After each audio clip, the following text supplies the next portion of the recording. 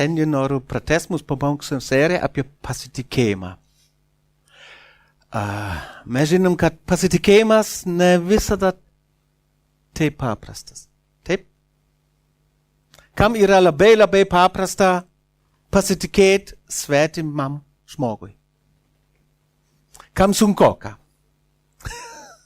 Manyčiau, aišku, savaime aišku. Ir praeitas savaitės mes visada pradėjom su viena istorija iš Luko Evangelijos, 5 skyriui, nuo 1 iki 11 eilutės. Ir šiandien irgi norim pradėti, bet aišku, ne kalbėsim būtent apie šitą istoriją, bet apie vieną dalyką, kurie yra istorijoje šitoj. Gerai, Emilija, prašau, paskaityk mum. Kas neturi Biblijos, ten yra, arba įjunkit savo mobiliųjų įrenginius.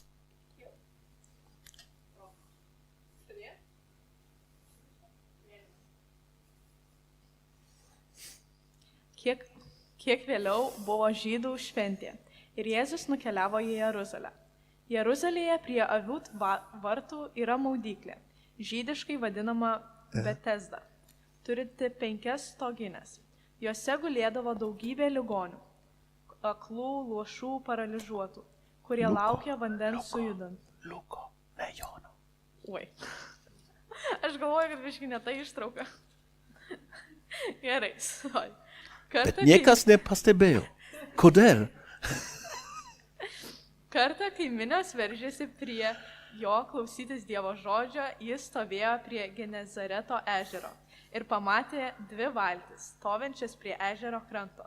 Žvejai buvo išlipę iš jų ir plovė tinklus. Įlipęs į vieną valtį, kuri buvo Simono, jis paprašė truputį pastumti nuo krašto ir atsisėdęs mokė mines iš valties. Baigęs kalbėti, jis tarė Simonui: irkis į gilumą ir išmeskite tinklus valksmui. Simonas jam atsakė: mokytojau, visą naktį vargę mes nieko nesugavome, bet dėl tavo žodžio užmesiu tinklą. Tai padarę, jie užgriebė didelę daugybę žuvų, kad net jų tinklas pradėjo trūkinėti. Jie pamojo savo bendrininkams buvusiems kitoje valtyje atplaukti į pagalbą. Tie atplaukė ir pripildė žuvų abi valtis, kad jos beveik skendo. Tai matydamas, Simonas Petras puolė Jėzui po kojų sakydamas: pasitrauk nuo manęs, Viešpatie, nes aš nusidėjėlis. Mat jį ir visus draugus apėmė nuostaba dėl to valksmo žuvų, kurias jie sugavo. Taip pat Zebediejus sūnus Jokūbą ir Joną, kurie buvo Petro bendrai, o Jėzus tarė Simonui: nebijok, nuo šiol žmonės žvejosi. Išvilkę į krantą valtis, jie viską paliko ir nusekė paskui jį.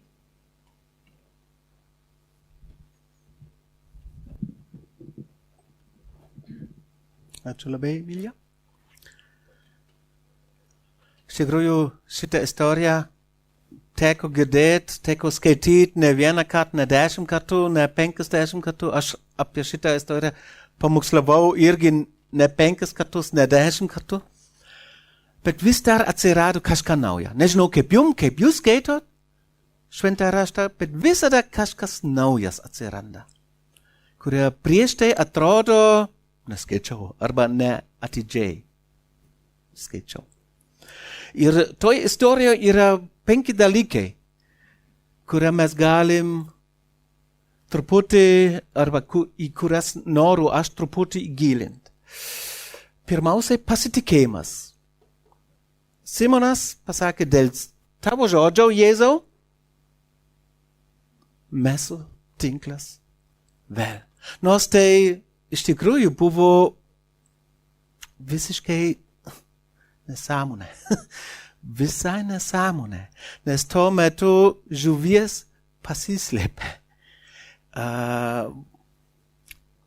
Tai prieštaravo jo, savo tėvo žinojimą.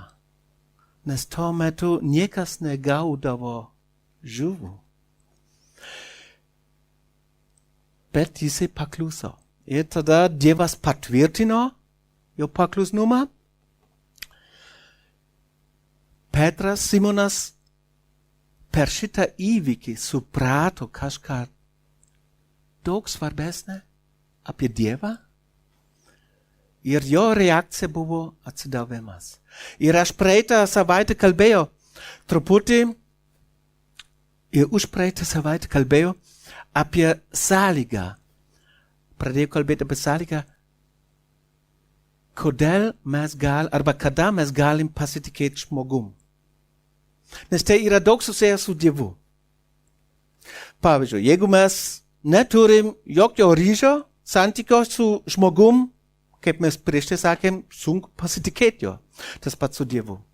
Jeigu mes neturim gyvą ryšį, gyvą santykį su Dievu, mes gal norim pasitikėti, bet nesiseka. Ir žinot ką? Nesiseks. Nes pagrindinė sąlyga dar nėra.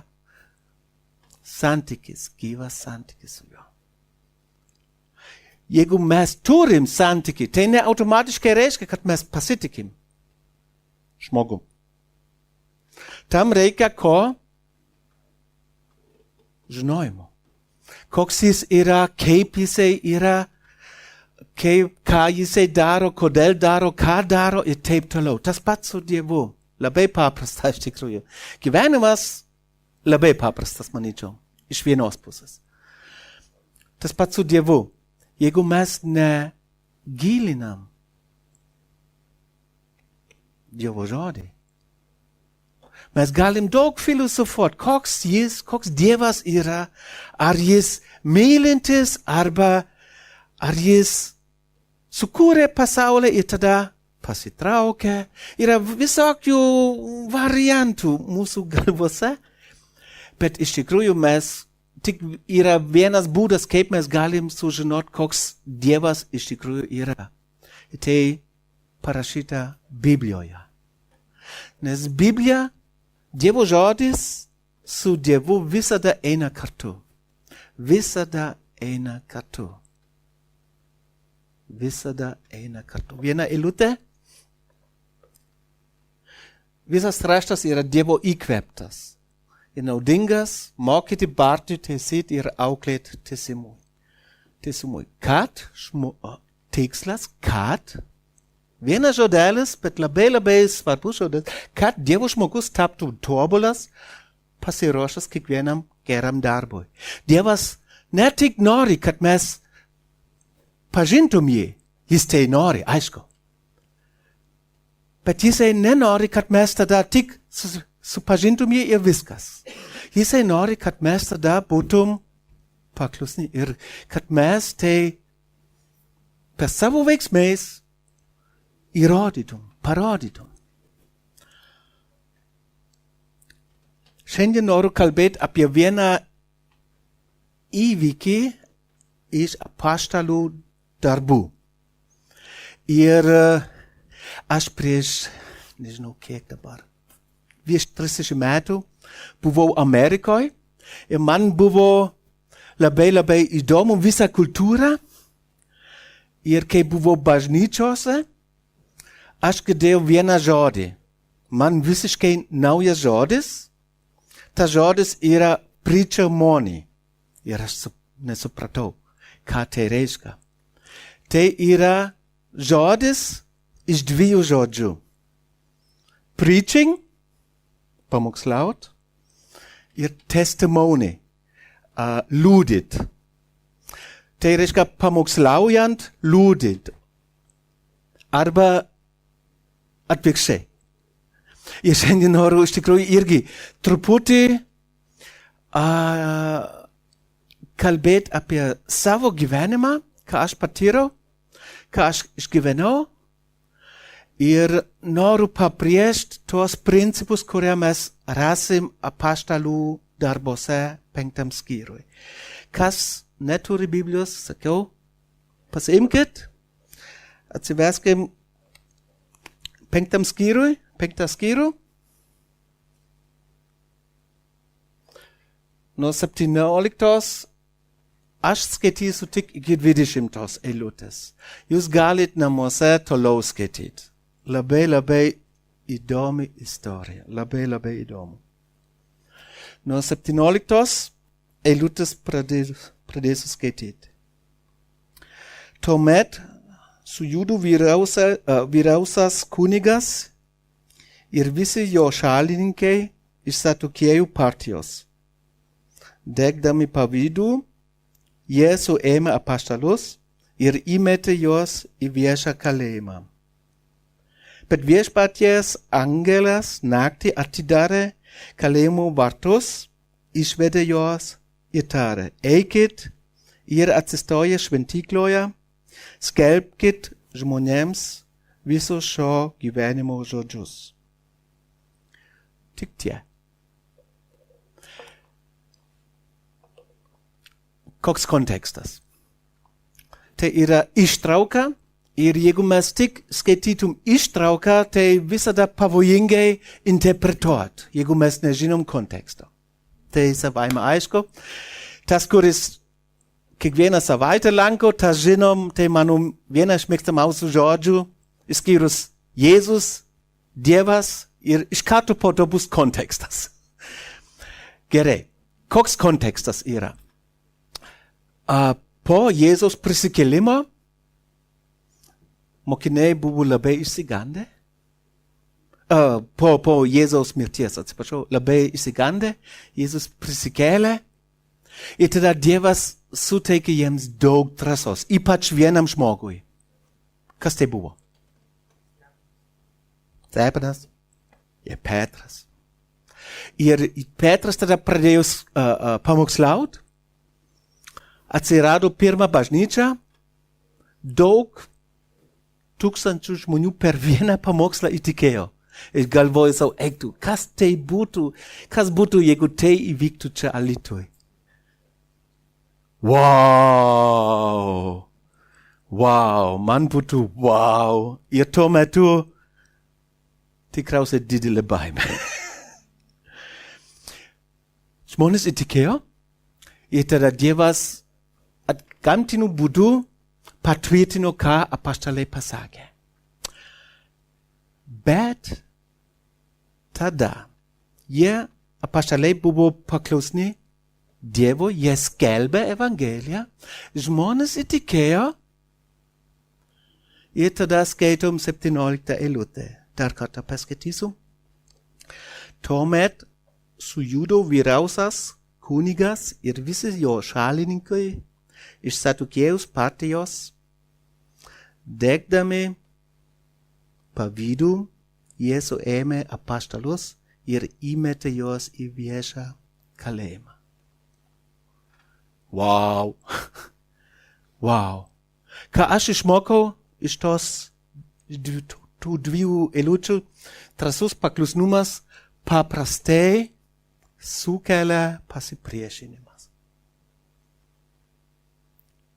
Drąsus paklusnumas paprastai sukelia pasipriešinimą. Čia skaitom apie ką? Apie pavydą. Taip? Ir mums gal tai, jie pavydėjo. Bet iš tikrųjų mes žinom iš kitos rašto vietos, kodėl Jėzus buvo nukryžiuota? Ir dėl pavydo. Žydai atidavė Jėzų romiečiams, kad jie nukryžiuotų jį. Pavydas iš tikrųjų yra labai rimtas reikalas. Mes gal ne taip rimtai žiūrim į pavydą, bet pavydas labai rimtas reikalas. Jeigu mes jaučiam širdyje pavydo, visi signalai turėtų degt. Kažkas negerai, labai atsargiai, labai pavojinga. Ką aš pastebėjau tarp krikščionių, yra toks, man biškai keistas fenomenas. Labai dažnai, arba gal, aišku, ne jūs, kiti, ne jūs, tikrai ne jūs, bet kiti galvoja, kad jeigu aš tapčiau Dievo vaiku, tada Dievas viską palaimins mus. Visose srityse, be galo, viskas kaip sviesta. Sekasi. Tas pats su krikščionim. Dabar biškai provokantiškai sakysiu. Kartais mes irgi galvojam, jeigu esam paklusni Dievui, Dievas visada palaimins mus visokiais dalykais. Taip kartais yra. Bet žinot ką? Kartais nėra. Ir klausimas, kodėl nėra? Kodėl nėra? Aš biškai bijau, kad mūsų požiūris į paklusnumą yra panašus į talismaną. Mes galvojam, jeigu aš tai darau, tada Dievui reikia būtinai taip atsakyti. Bet jeigu Dievas kitaip atsakys, kažkas ne taip su Dievu. Ne su mano požiūriu, bet ne, su juo. Kažkas ne taip. Čia galim išmokti. Iš tos eilutės galim suprast, kad paklusnumas kartais ir netgi kartais dažnai veda į pasipriešinimą. Ir aišku, tada klausimas yra, kam paklust. Jeigu turėsiu tada daugiau problemų nei anksčiau. Tiesiai šviesiai. Kam tada? Dėl to, nes paklusnumas neeina kalba apie Dievo palaiminimą, bet labiau eina kalba apie gilesnį santykį su juo. Gilesnį santykį su juo. Mes kartais galvojam, aš paklusiu, skaitau Bibliją 20 minučių per dieną, pasimeldžiau kiekvieną kartą prieš valgį, naktį einant miegot, prieš tai trumpą maldą ir galvojam, tai mūsų talismanas. Dievui reikia palaiminti mus. Ir kaip? Kaip mes norim. Ne kaip jis, bet kaip mes norim. Kaip mes nustatėm jam savo reikalavimus. Bet Dievas kartais nori kažką kitą parodyti, daug gilesnė. Kad mūsų santykis su juo sustiprėtų. Aš patyriau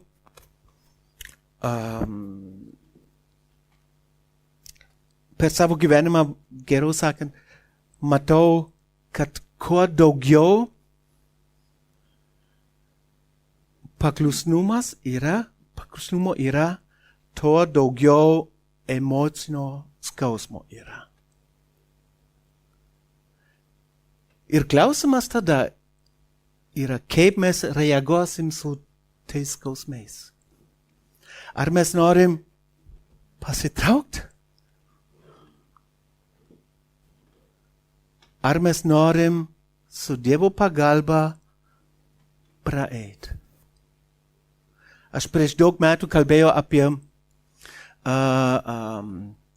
pamokslavau apie Izaijo knygą, kur parašyta, kad esam kaip ereliai. Ir labai įdomu yra, erelis, jis nebijo audros. Vienintelis gyvūnas, kuris nebijo audros. Visi bijo, pasislėpia, bet erelis ne. Jisai netgi skrenda į audrą ir po laiko išskrenda. Ir tuo metu jo sparnai bus stipresni. Labai įdomus fenomenas. vienintelis gyvūnas, erelis. Ir manyčiau irgi, kas liečia mus, krikščionis, kurie priėmė Jėzų, kurie gyvena su juo, nebijokim, nors, žinau, vis tiek bijom, bet prisiminkim, kad Dievas nori pastiprinti mūsų sparnus. Viena istorija iš savo gyvenimo yra, kaip mes svastėm tuo metu atvykti į Lietuvą. Mes jau žinojom, atvyksim į Lietuvą,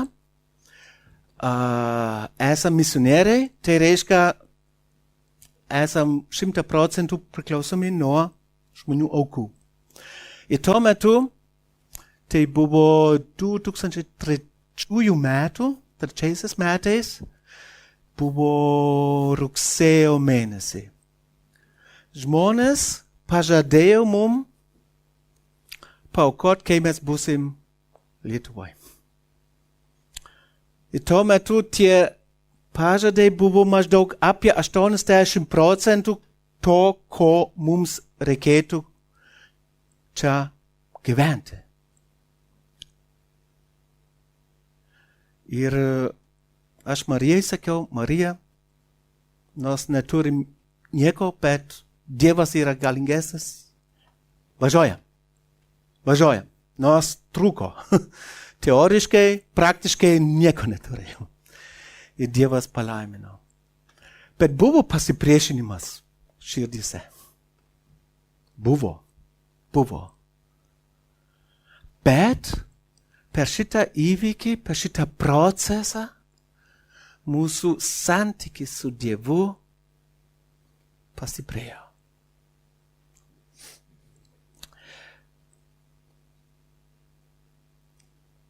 Kita eilutė. 19 eilutė. Bet viešpats angelas naktį atidarė kalėjimo vartus, išvedė juos ir tarė ir toliau. Drąsus paklusnumas dažnai sukelia Dievo stebuklus. Jeigu mes paklusim Dievui, jis kažkaip, ir ypatingai kažkodėl darė stebuklus. Noriu su jumis dar kartą skaityti šitą eilutę. Nes šitą eilutę man visiškai nesuprantame. Tiesiai šviesiai. Lukas parašė, bet viešpaties angelas naktį atidarė kalėjimo vartus, išvedė juos ir tarė. Kodėl man tai keista eilutė? Iš tikrųjų labai keista eilutė. Todėl, nes jeigu aš būčiau rašytojas, aš visiškai kitaip rašyčiau. Aš rašyčiau tokius žodžius. Žinot, ką atsitiko? Jūs netikėsit. Tikrai netikėsit. Buvo angelas. Ir jisai atidarė. Ne, tikrai net, bet tikrai tai buvo. Bet Lukas labai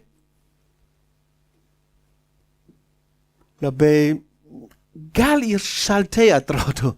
Parašė, buvo angelas viešpaties. Naktį jisai atėjo, atidarė kalėjimo vartus ir išvedė juos.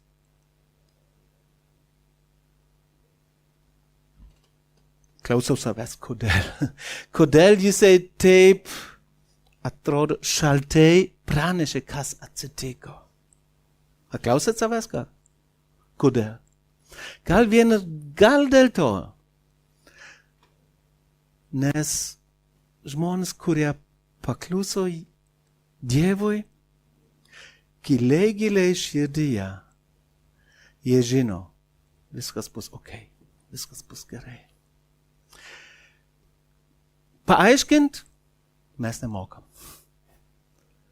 Bet dažnai tas vidinis jausmas yra, ta vidinė ramybė yra.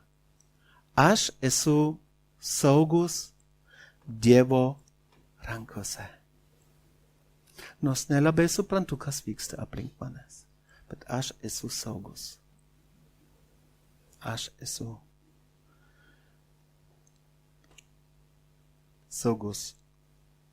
Daug metų atgal, kaip sakiau, aš biškai papasakos apie savo gyvenimą. Kai aš įtikėjau, maždaug pusantro metų po to, aš dirbau firmoj, užsidirbau, sakyčiau, neblogai. Ir buvo maždaug 15-20 mėnesio diena. Turėjau tuo metu dar nemažai pinigų ir turėjau nemažai ir maisto produktų. Ir tą dieną, tą rytą skaičiau šventą raštą. Ir kažkodėl, nežinau kodėl, Dievas mane ragino visus pinigus, ką turėjau, atiduot dovanot vienai šeimai. Nežinau kodėl, aš klausau tada, Dieve, tikrai, tikrai visus, kažkoks įspūdis, taip. Galvoju, žiūrėjau į savo spintą, aišku. Yra pakankamai daug maisto produktų, kad kažkaip gyvenčiau iki mėnesio pabaigos. Mačiau, kad yra, bet gal 3-4 dienom. Jeigu labai laikyčiau dietą, gal savaitės laiko. Nelaikau dietos.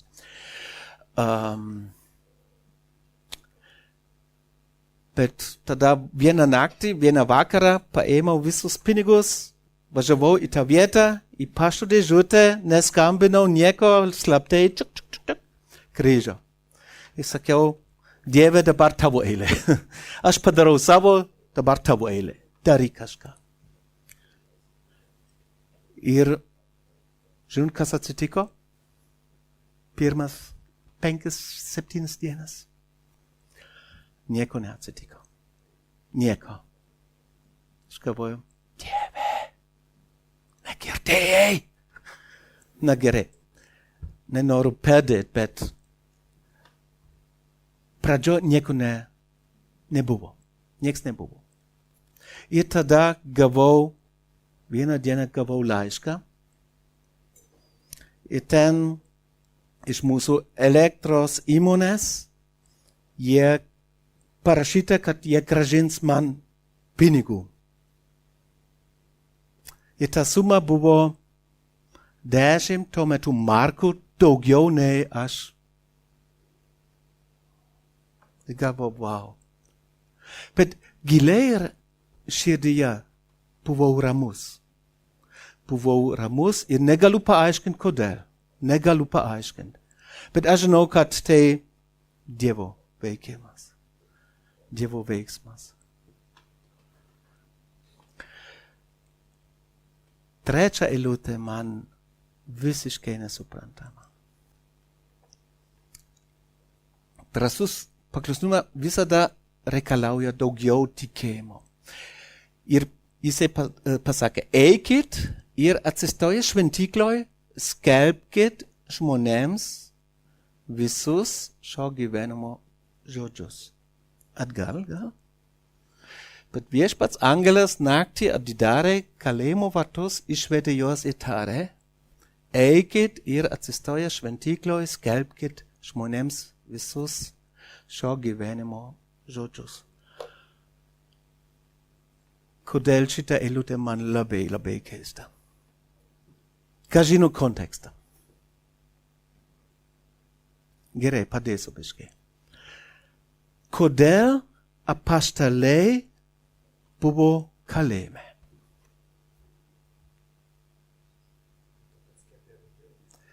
Dėl to, kad skelbė evangeliją. Ir dabar angelas sakė, išvesiu tave, išvesiu jūs iš kalėjimo ir ką darysit? Vėl paskelbt. Aš nežinau, ką Petras tuo metu galvojo. na angele gal ne paste beje kas priešte atsitiko kai mes jau pirmą kartą skelbėm, dėl to mes esam čia.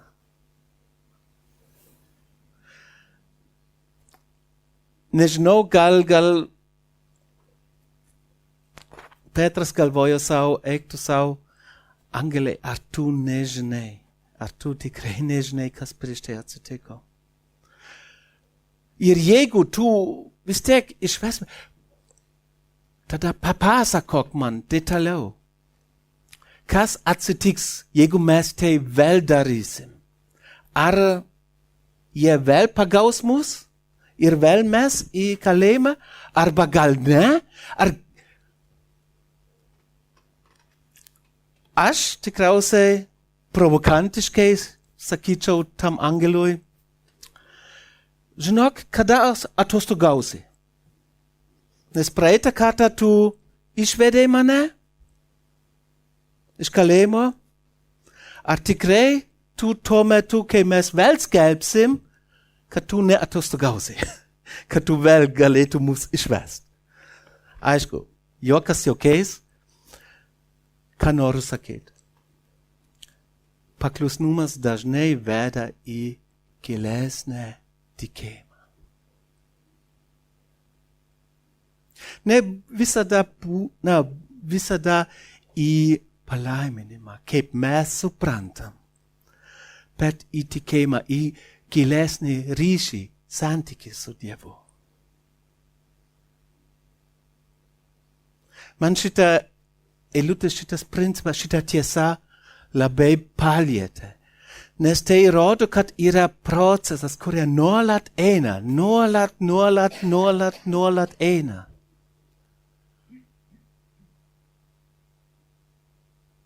Kita vertus, kartais mes norim, yra troškimas kartais noras atidaryt duris ir išeit iš to proceso. Tas mums per daug.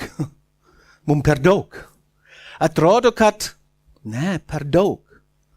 Nepajėgsiu.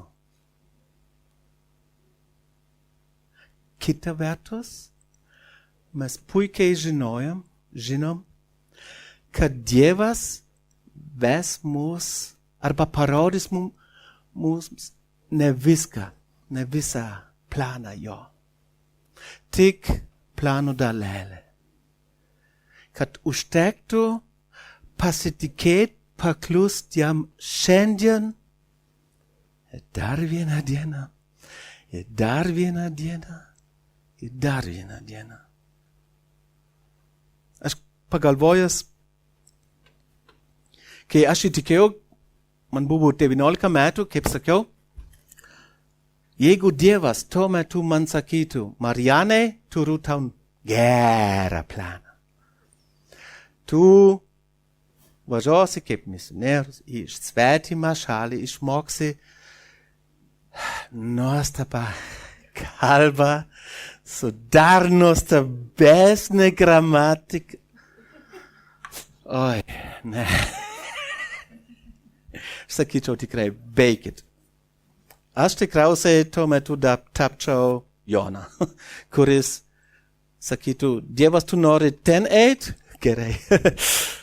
Eičiau į kitą pusę, visiškai kitą pusę, nes man per daug būtų.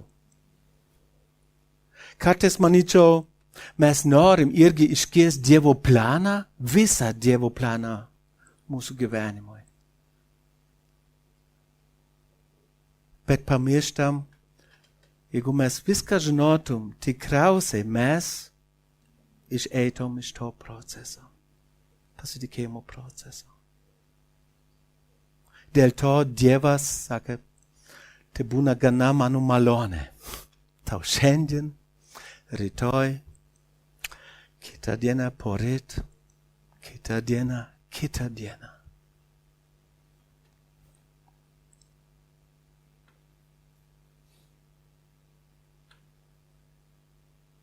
Aš atsimenu, kai įtikėjau mažiau nei metus laiko, Dievas labai pradėjo kalbėti keistai su manim, mano atžvilgiu. Kažkaip, kai skaičiau Bibliją tuo metu, galvojo apie savo draugus, kurie dar neturi ryšio su Dievu, neturi santykio su Dievu. Ir Dievas kažkaip paragino mane pradėti pravest Biblijos studijas su tais žmonėmis, su tais draugais. Buvo 5 žmonės. Ir aš savo galvoju, aš bijau žmonių. Tikrai tuo metu bijojo labai žmonių. Dar bijojo kalbėti prie žmonės, su žmonėmis kalbėti. Bet labiausiai bijojo tuo metu, ką daryti, jeigu jie užduotų man labai protingą klausimą ir negalėsiu atsakyti. Nežinau kaip jums, bet man tai kilo didelis stresas tuo metu. Didelis stresas. Ir kalbėjo, labai išmintingas žmogus buvau tuo metu. Kalbėjau su savo pastorom apie tai. Pastorau, ką jūs galvojate apie tai? Man tikrai reikia vesti? Ko reikia, kad galėčiau pravesti? Ir jo atsakymas man padrasina iki šiandien čia. Jo atsakymas buvo, Marianne, nepergyvenk, ko nežinai. Tik būk tvirtas, kad tu žinai truputį daugiau nei kiti. Ir galvoju, wow. Visa kita Dievas duos savo laiku. Dievas duos savo laiku. Ir aš jaučiausi tuo metu kaip tas ponas Petras, kuris buvo valty, kai Jėzus pasakė, ateik! Išlipti iš tos valties. Galvoju, oho, per daug vandens čia. Bet vienu žodžiu, kodėl tai sakiau, ir kitas istorijas sakiau apie savo gyvenimą. Nepakelt žmogų, tikrai ne mane, bet pakelt Dievą. Tik dėl to Dievo šlovė. Dievo šlovė. Ir finišas buvo, kad nors mano dalis buvo, žmonės įtikėjo visi. Ir iki šiandien dar vaikšto su Dievu. Noriu vieną labai svarbą tiesą pabrėžti. Mūsų atsakomybė yra paklusti jam. Tai mūsų atsakomybė. Bet Dievo atsakomybė yra rezultatas. Ir kartais mes galvojam, rezultatas turėtų būti taip ir ne kitaip. Tikrai ne kitaip. Bet Dievas pats žino, kas yra geriausias rezultatas. Jisai plačiau mato. Ne kaip mes, bet jisai viską mato. Kas dabar ir kas ateityje. Mūsų atsakomybė yra tik paklusti. Tik paklusti. Tai atrodo ne taip sunku, no? Bet vis tiek sunku. Kažkaip. Vis tiek kartais sunkoka. Kodėl vyksta kova? Kaip visada sakiau, žinot tą istoriją, tą palyginimą, gyvena du šunukai mūsų širdyje. Vilkai, šunukai, kaip norit. Vienas baltas, kuri simbolizuoja Dievas. Vienas juodas, kuris simbolizuoja blogis. Klausimas, koks šunukas arba vilkas yra stipresnis? Rūta žino atsakymą. Sakyk, kur mes metinam daugiau. Labai paprasta. Bet sąlyga yra, kad Dievas yra jau čia. Jeigu Dievo nėra čia, tik vienas šunukas. Ne tas baltas. Tas juodas, tas blogas. Bet mes kaip krikščioniai kurie seka Jėzų, mes turim du. Ir reikia maitinti teisinga. Ne, neteisinga. Noriu pabaigti. Drąsus paklusnumas paprastai sukelia pasipriešinimą, dažnai sukelia ir Dievo stebuklus, ir visada tame reikalauja daugiau tikėjimo. Visada Dievas nori per mūsų paklusnumą vest mus į gilesnį santykį su juo. Kam? Kad mes džiaugtumėm. Ne. Kad mes galėtum paklusniai būt Dievui sekančiam žingsnui. Sekančiam.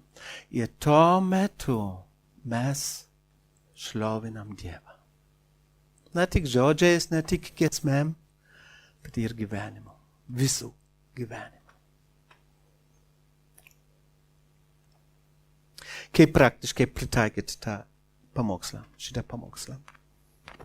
Tai skirta mūsų žmonėm.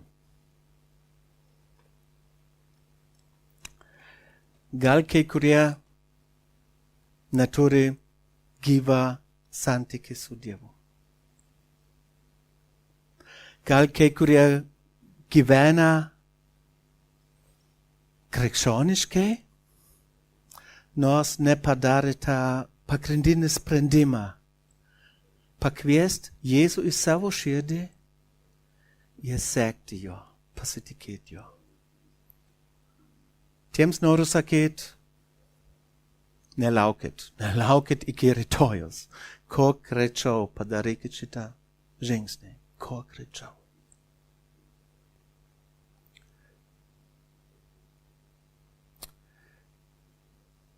Ką noriu dar sakyti, mūsų bažnyčioje yra įvairių tarnysčių. Tam reikia tarnautojų. Pavyzdžiui, kas liečia vaikų tarnystę, kas liečia ir šlovinimo tarnystę, ir evangelizacijos tarnystę, diakoniško tarnystę, socialinį tarnystę. Iš tikrųjų yra daug galimybių. Ir mano prašymas, tikrai mano prašymas, ir prašau, mąstykit apie tai, pasimelskit šiandien, už tai ne tik šiandien, bet pradėkit bent šiandien. Paklauskit Dievui, kur tu nori, kad aš tarnaučiau, kokiam sritį. Nes jeigu mes tik, kas vyksta, jeigu kūdikis tik valgo. Tik valgo. Tik valgo. Numirs. Taip. Jeigu ne, numirs. Jeigu ne juda, numirs. Dievas mūsų kūrė, kad mes ne tik žinotum čia, bet ir išgyventum čia. Ir tada mes augam. Mes neaugam, kai mes turėsim daugiau žinojimo. Tai padeda, bet vien žinojimas mums nepadės. Žmonėms Senajam testamente, Naujajam nepadėjo ir mums nepadės. Reikia paklust, įgyvendint, ką Dievas mums pasakė. Eikit, darykit taip ir taip.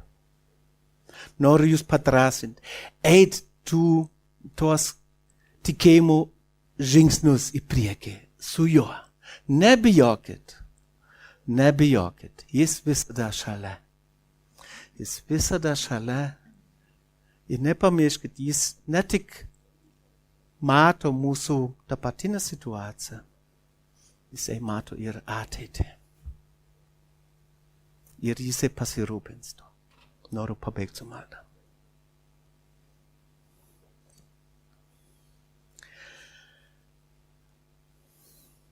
Viešpatie Dieve, aš noriu tau padėkot, kad tu matei mus, kiekvieną iš mūsų, kur mes klydom, kur mes ieškojom savo laimės, ne tavyje, bet kitur. Ir tu taip kantrai elgiesi su mumis. Ačiū už tai. Tu traukiai mus.